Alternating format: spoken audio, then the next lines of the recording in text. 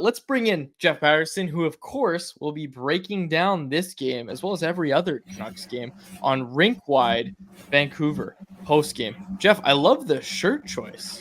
Well, a couple of things, guys, and thanks for having me on again. Botchard Project articles are going to roll out starting tomorrow, so it felt like the timing was pretty good. And again, I heard you talking about Elias Pettersson, that goal last night, and I said, which goal? Only scored twice, and the two primaries as well.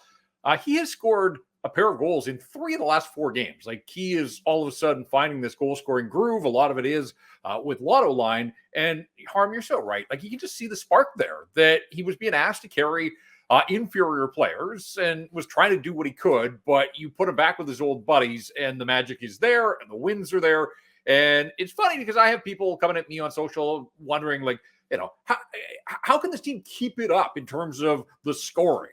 And you look, okay, 10 against San Jose and 8 against the Oilers on opening night. Those were both in the first month of the season. But you go back to the game before Christmas against San Jose, they go 7, 6 against Ottawa, 6 in Jersey, 6 last night. Like, forget about, like, how are they going to keep it going? It feels like they're scoring more and more as they go deeper into this season. And so pretty remarkable, the fact that they're doing it really without power play goals, without power plays at all, just 3 opportunities in their last 4 games. And I pointed out on Twitter, like, it's not hurting them right now that they're not getting power play opportunities, but they haven't legal 3 opportunities in the last 240 minutes of hockey. You're telling me that there's only been 3 infractions against the Canucks in 240 minutes of hockey. But the problem is that they get out to these big leads and then game management takes over. And you saw that again last night. And so if they're not going to get power plays in the first period, pretty good chance that they're not going to get power plays at all. And just to give you an idea how screwy it is, and it's a very small sample, I get that. We're only, 10 days into 2024, but already in the month of January, the Pittsburgh Penguins have had 17 power play opportunities in their 4 games. The Canucks have had 3. There are 2 teams that have scored 5 power play goals in the National Hockey League in the new year. The Canucks have had 3 opportunities. So how do you figure out NHL officiating? You don't. But as was pointed out to me on social, and you mentioned a little bit there, Dave, look, maybe this is great preparation for the playoffs when the whistles get put away and you do have to win games 5-on-5. They're not relying on a power play that was out of this world good early in the season. And I keep coming back to Quinn Hughes.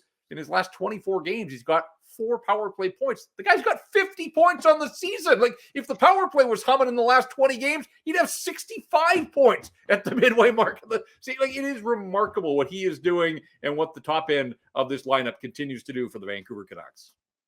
I just want to point out to the people, I haven't even asked you a question yet, and we've got like 9 minutes of content already. Jeff, I need to ask you about Quinn Hughes, though, because I saw you throwing this on Twitter, and I don't like the vibes, Jeff. Does Quinn Hughes get to 20 goals? Because I saw you throwing some doubt there. I can't lose this bet to Faber after all the crap I talked early on. Well, he's at 10 at the midway mark, or let's see, maybe he goes off tonight and scores 4, and we'll be well ahead of 10 at the midway mark. He's at 10 at 40, which is incredible. And we all thought this guy's too talented, the puck's on his stick too much, he means too much to the Canucks not to be able to get to double digits. So he's taking care of that, but his lone goal in the last 15 games was the high flippy empty netter against the San Jose Sharks just before Christmas. So goal scoring has dried up.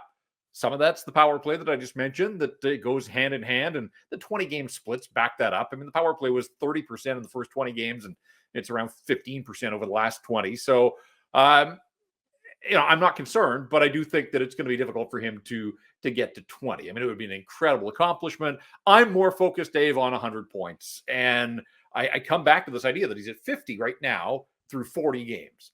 Now, the schedule does get tougher, but that doesn't seem to phase this group. And the way that they played last night and scored 6 against a really good Rangers team, but 4 left with LA, 3 against Vegas, 3 against Winnipeg, 2 left with Colorado, 2 against Boston.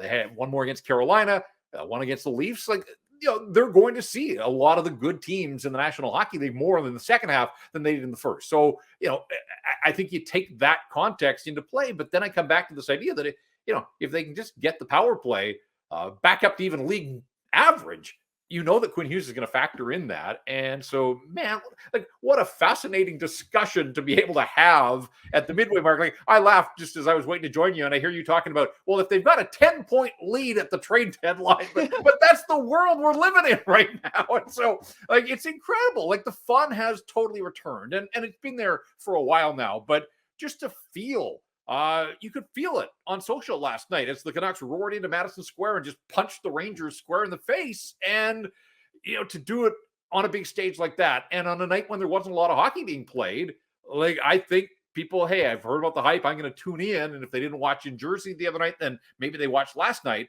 And for Paterson, that Lotto line, and, on the Besser goal, like that was a big goal to make it 3-1. They had been outshot in the first period, but the play that Quinn Hughes makes just to back off at his own blue line and sort of, scan the ice, wait until his play developed.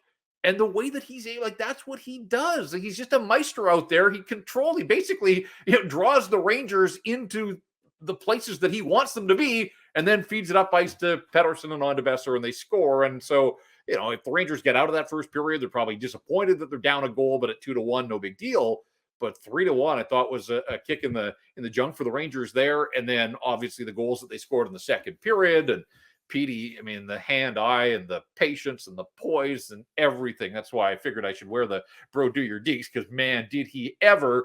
And I know on Rinkwide last night, we were trying to come up with this idea, like, was that his best goal ever in the National Hockey League? I think I still stick to, remember the one against Columbus at home when he came out of the penalty box and he seemed like he was fueled by rage of being sent to the penalty box and picked up the puck and just gained like 20 yards on the Columbus defender and his rolled past him, got tripped up and still scored. I think to me that's still number one on my list, but we were watching some YouTube videos of his best goals last night and lots to choose from, but the one last night, I think, is now in that conversation as well. I gotta say that one in Columbus. Sorry, Harm. The one with Columbus. That's the one with his leg. His leg ended up in the air, and he posted that photo everywhere. I also just want to say I think his first goal also deserves some credit because Mike Smith's still looking for that puck to this day. Anyways, Harm, what's your question? Yeah, no, I was just gonna say you also brought up a great point in the sense that I think this team is starting to capture a lot of the casuals as well because. I'm part of a Snapchat group with my friends, and a bunch of them are sending videos of the Canucks game. And I'm like, since when did you guys become hockey fans? Like, I didn't think you guys were tuned in at all. But obviously, the Lotto Line was a huge part of the entertainment value. And I think a lot of us are hopeful that they can stick together as long as possible. Long term, though, as we discuss rest of the season, potential playoff matchups, do you think the Canucks have enough depth to be able to stick with the Lotto Line as a consistent trio, maybe if they even pick up a forward at the deadline? I see the pitfalls, but I'm all about riding it right now. Why wouldn't you? The way that they're going, the fun that they're having, they're going to run into some nights where other teams have Selke candidates and have goalies that stand on their head and the matchup just doesn't work for them. They're not going to score 8 points a night for the rest of the season. That's just not the way it works. But, why wouldn't you ride the hot hand? So, yeah, I still believe that, now that they've got all these healthy defenders, I think that they want to see what that looks like. I'm really curious to see if Rick Tocchet holds to his word about almost having a rotation going back to back here in 3 and 4. So we'll find out who's in the lineup for the Canucks tonight. But up front, you essentially have one top line when you put those three together and then 3 bottom 6, although the way that Bluger line going, that's one of the best third lines in the National Hockey League, obviously. But it's so important, like rather than getting drunk on that third line, like Teddy Bluger was brought in to be a 4th line center. Like when they signed him on July 1st, people were like, if that's your third line answer, that's not good enough. And then, of course, they went out and got Pius Suter, and people were like, okay, that's going to bump Bluger down to a 4th line where he should be.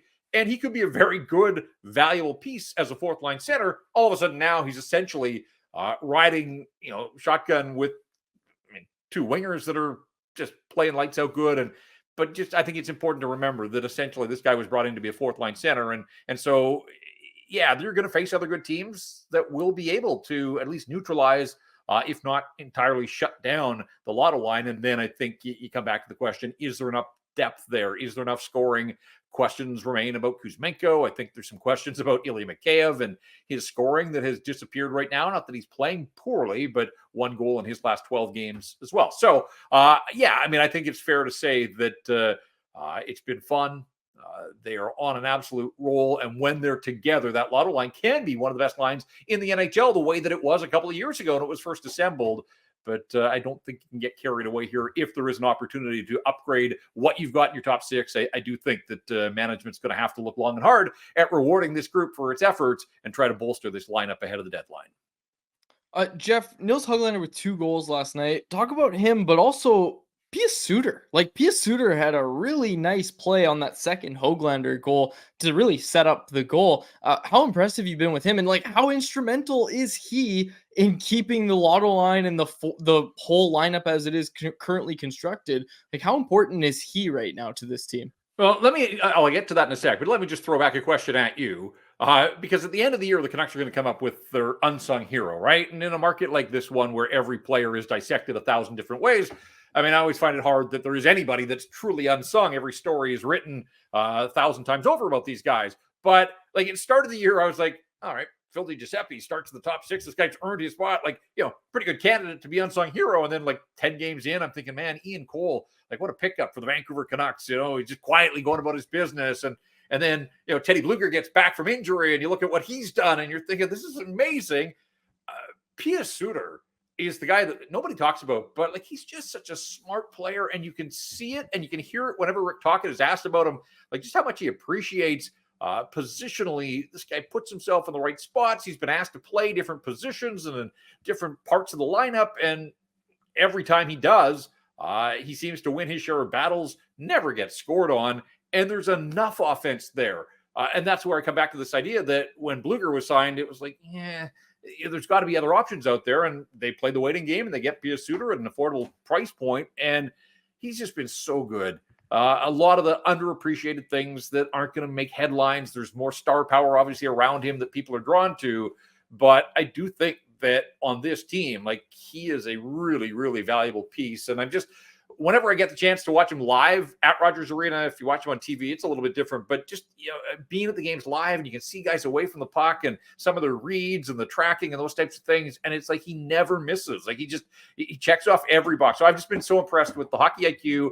I'll admit that I didn't know a ton about the player outside of the box card numbers at the outset of the season, but really have been drawn to just how well he's played, and consider, too, that he missed a significant chunk there, and not an injury that's easy to come back from, and he has not skipped a beat. So really been impressed with the addition of Pius Suter.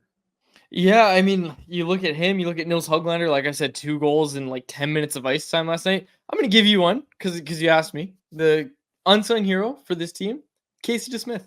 Sure. I'm going to say Casey DeSmith. I think that's who gets the vote. And I've got lots of time. I mean, add him to the long list. I mean, this, as it turns out, this may be the toughest decision to make. We know that top defenseman, that's not going to be a tough one for the Canucks. MVP ultimately might be. I mean, there's certainly going to be some candidates, and it sounds like they're all going to the All-Star game now. But, I mean, what does that say about the work that the pro scouting and the management group have done, that there are this many candidates at the midway mark that I think you could sit down and legitimately build a strong case to be the unsung hero on a hockey club? Jeff, the Canucks continue to listen to you and I. Casey DeSmith starts tonight. Noah Juulsen back in the lineup for Ian Cole. Maintenance is what Tocchet said, and that is exactly what you suggested in your ponderings in Paterson's point on Sunday. No surprise, obviously, for you, but do you like this move from the team? Well, I do, because, again, credit to Noah Juulsen. There you go, another candidate, I suppose, the way that he's played. You can throw him on the unsung heap as well. And when you think of his start to the season, it wasn't great, and then hadn't come out of the lineup since November 11th against Toronto before he sat last night. I'm still, I'll take them at face value about Zadorov being dinged up in Jersey, but I do wonder if, Rick Tocchet loves his lefty-righties, and somebody had to come out to make room for Carson Soucy. They said it was nothing. Zadorov got back in there and he played. But no, I like this. Ian Cole's going to be 35 next month. This guy's done everything in the NHL. He doesn't need to play a game against the Islanders on the 9th of January. Like, that's not where the value of Ian Cole comes in. And this is 3 and 4. I know there's not a lot of travel when you're there in the metropolitan area, but still, it's the middle of a lengthy road trip in the dog days of the season. If they have the opportunity with 7 healthy defensemen that can play, I think load management is absolutely the way to go. And I did write about that on Sunday. Good on the Canucks. Rick Tocchet, it wasn't just lip service yesterday when he was asked about it. Said it could be a rotation. Curious to see how far that rotation goes because, and I think this is sort of the snag in all of this, guys, is that Tyler Myers needs to play all 82 to get to 1,000 games on the final night of the regular season in Winnipeg, of all places as well. And you know full well a guy that's out of contract, that's going to be 34 here on February the 1st, look, right shot guy, the season that he's having, there's probably a contract out there for him somewhere next season.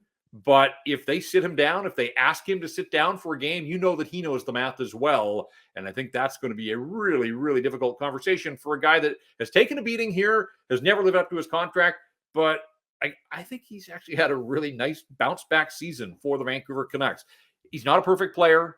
He's going to make mistakes. They're loud because he's so big. He stands out. But he has, looked at it today. I mean, among defensemen in the NHL that don't have a power play point, he's second in scoring to Jacob Slavin. Like, there's only one guy in the league that has more points without a power play point than Tyler Myers. So, we all talk about Hughes and his production and Hronek to a lesser degree.